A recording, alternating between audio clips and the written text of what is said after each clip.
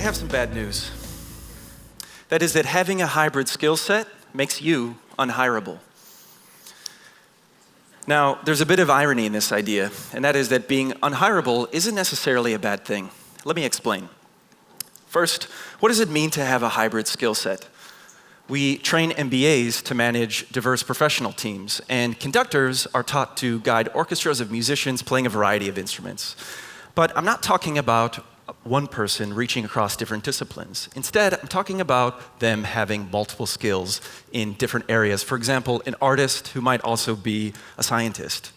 And from what I've experienced firsthand, I think that we're terrible at understanding how to best use the skills of hybrid people. And furthermore, we don't know how to train them in schools or hire them. In fact, I would venture to say it's highly discouraged. Can I just get a show of hands in the audience? Who has heard the phrase, a jack of all trades and master of none? Right. Now, keep them up if you understood that to be a compliment. Okay.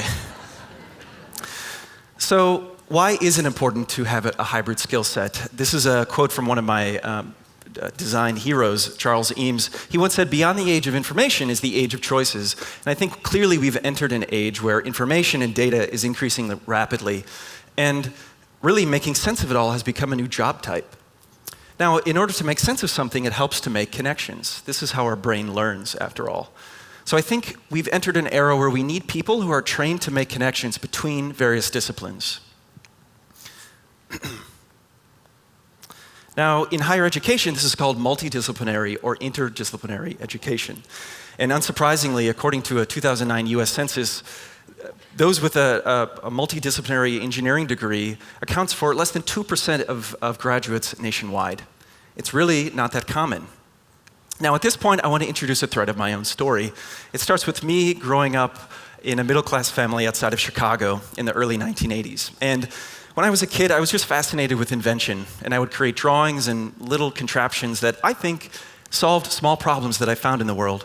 On the day I created this drawing, I think I probably burned my finger taking a piece of toast out of the toaster before it had time to cool. And I just imagined, well, what if it just put the bread on the plate for me after it was done? Years later, I entered engineering school, and I soon found a course of study that allowed me to combine engineering and product design or industrial design. But it was really up to me, the student, to resolve the connections between the two disciplines. And in fact, I had to walk back and forth across campus all day. The professors were different, the course material was not related, and I was one of, I think, 4 students in the program at the time. And it was here at Purdue. Now, there we go. The title, or the name of the course, was called Inventive Design Engineering. And what I loved about this was this idea that a professor had once told me, that is that engineers answer questions, but designers ask them. And I wanted to do both. But I soon faced a problem. When graduation came and I was interviewing for jobs, I would get asked the question, are you an engineer or are you a designer? I didn't know. I knew I wanted to do both, but in order to be employable, I felt like I needed to put one skill set away when interviewing. In fact, I remember after a job fair getting a call back from one company, and of course I lost the job because I was not as applicable to that course material as someone who had studied the pure discipline. So unsure of myself, I decided to continue on in education. So first, a summer program in Copenhagen allowed me to explore architecture as a professional path. It would potentially allow me to combine engineering and design. Later, I moved to Atlanta, and I enrolled at Georgia Tech. While there, I continued to reach across disciplines while studying to be a Master's of Industrial Designer. I took courses in urban planning as well as computer science. And later, I moved to New York City in 2009. Once arriving there, I soon tried to find as many people who were working at the intersection of design and technology as possible. And I was lucky enough to work with a few small companies at the time who are now established businesses, including Little Bits, which is an electronic Lego platform regarded as the Legos for the iPad generation, and also Social Bicycles, which is a bike sharing system. It's one of the fastest growing in the US right now. And I supported myself doing web development because these jobs really didn't pay well. I was either interning or working for free. But at night, I would work on what is my true passion, and that is what I would call radical product invention. And I would stay up late creating these small little prototypes that solve small problems. For example, being able to water your plant with a text message.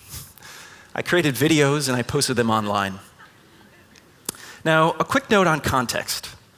The month that I moved to New York City was the one month in the past 30 years that had the highest unemployment rate. But given my freshly graduated status, what did I know? I had been in school all the years prior, and perhaps this naivety created a benefit. So as anyone would do in my position, I decided to start a company. And in doing so, I decided to write out a set of principles. The first, progress is intentional or deliberate. It doesn't happen by accident. Number two, insight requires exploration and experimentation.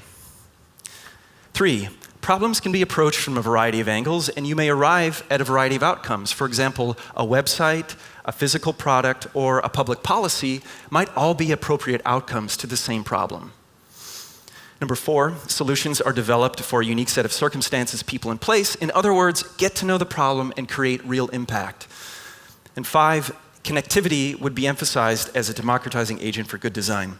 At the time, I was obsessed with the internet and the idea of devices actually being online.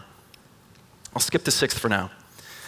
The name would be Tomorrow Lab, and Tomorrow Lab would serve as a creative testing ground of ideas and products for a better tomorrow. And we would use those set of principles to guide us along the way. So a really quick look at our history. We started on 2 desks in a co-working space in Brooklyn. A year after that, we moved into a storefront in Manhattan. This is my business partner. He shares a similar background to me, and we found out we work really well together. 2 years later, we moved into another studio across town. The year after that, we knocked down the wall, and 2 years later, we moved into an entire top floor in Lower Manhattan. And that's where we are today. So at this point, I haven't even told you what we do. Tomorrow Lab consults for startups and corporate innovation groups, and we really do hands-on consulting. And we create new connected products that we think push society forward a little bit at a time. So we've created everything from a low-cost traffic counter for bikes and cars that allows people to share data online, to a web-connected electronic pill bottle that saves lives by reminding people on drug prescriptions not to miss a dosage. And we've even created a biometric fingerprint token that allows secure access to payments and medical records. Now, we operate as a consultancy, and what that means is that we provide our services and our expertise. And we operate as a hybrid consultancy. So that means that we bring together design and science. And we bring together these two because we think that products that have the technical rigor and science behind them, as well as good design for humans, create the best possible path forward. And along the way, we are not just creating new products, but we're also, because we're dealing with entrepreneurs, almost getting into the fundamentals of their business and helping them start their businesses. When you're starting a business, there is a lot to make sense of. And so you can understand why actually having a hybrid skill set allows us to deliver more value. Because the more cross-links we can make between these various concerns, the more value we can deliver to our customers and their products. So, as the person who introduced me mentioned, this has brought us a lot of attention, and I'm really fortunate to be able to share some of these stories with you today on this stage.